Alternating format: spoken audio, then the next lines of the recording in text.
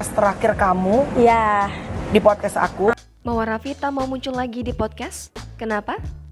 Penyanyi Mawar Raffi sebut tak akan muncul lagi di berbagai podcast atau konten YouTube untuk membahas perceraiannya. Mawar menyampaikan hal itu di YouTube Melanie Ricardo.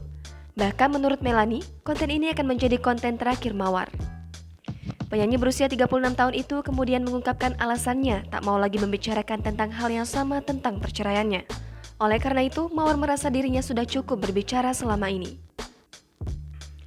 Memang, kabar perceraiannya dengan Steno Ricardo yang kemudian menikah dengan babysitter anak-anaknya sempat membuat heboh. Bahkan, Mawar sendiri merasa hal ini sebagai ironi. Sebagai seorang penyanyi yang sudah membangun karir dari nol dan sempat menghilang demi mengurus keluarga, kini dia justru kembali ke dunia hiburan karena adanya kabar tak sedap. Namun, Mawar juga percaya jalan yang dilaluinya saat ini sudah menjadi takdir yang sudah ditetapkan.